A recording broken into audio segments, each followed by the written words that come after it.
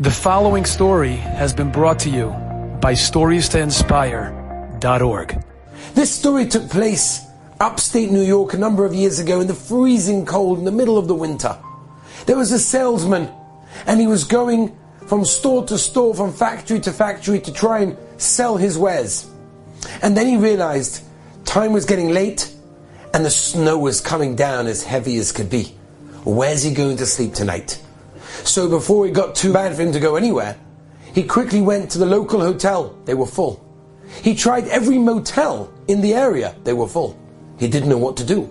He couldn't just sleep in his car. That wouldn't be an option. It was too cold for that. So he decided he's going to go to a nursing home. Maybe they have space. They're not a hotel, but maybe perhaps for some money, he'll be able to get a bed. He walks into the nursing home, says, "I'm terribly sorry to bother you, but I need a place to stay. And I've tried everywhere. Everyone's full." And the nursing home manager said, "I'm so sorry, we don't do that over here. This is not a hotel. This is for elderly people. This is for people that need help. We can't just take people in." And he begged him. He said, "Listen, it's too late for me to go anywhere else. It's freezing cold. It's snowing outside. I don't know why I left it so late, but I did. Please, I'm begging of you, give me somewhere to sleep." The manager's heart went out for him. And the manager said, "You know something? I don't have a bed for you. I have a couch in the back of my office. Sleep there for the night." He was so happy. "Thank you so much." He took his bags and he went to rest for the night on the couch in the manager's office. The next morning he wakes up. The manager says, "I hope you managed to get some sleep." He says, "Sure I did. I'd like to pay you."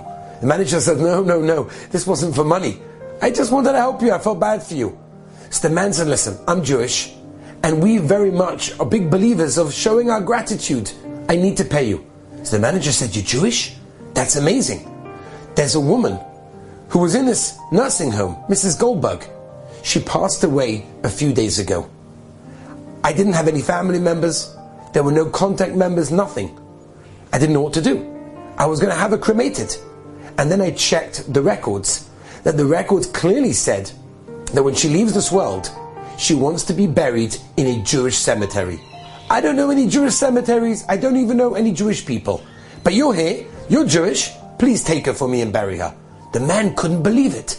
Look at this Hashgacha Pratis. The snowstorm was for a purpose of burying a Jewish woman. He said, "Sure." They took a coffin, they put her inside, and he put her in the back of his truck. He starts to go to some of the Jewish cemeteries that he knows. And each one says, "I'm terribly sorry, but we have no space. Everything's paid for. Well, can I help you?" And he goes from one to the other until he reaches one that says, interestingly enough, "We have a section specifically for Mesa Mitzvah. For people that have no relatives to bury them, no one to pay for them. We have a section specifically for them." He was overjoyed. He's going to perform the mitzvah of burying a woman. And they asked for the name and the contact details and the various information. He gave the piece of paper that he got from the nursing home. The person in the cemetery almost fainted. He couldn't believe it. For a few minutes he couldn't get his breath. So the man said, "What happened? What's going on? What did I do wrong?" And he said, "Absolutely nothing. But when I saw the name, I couldn't believe it.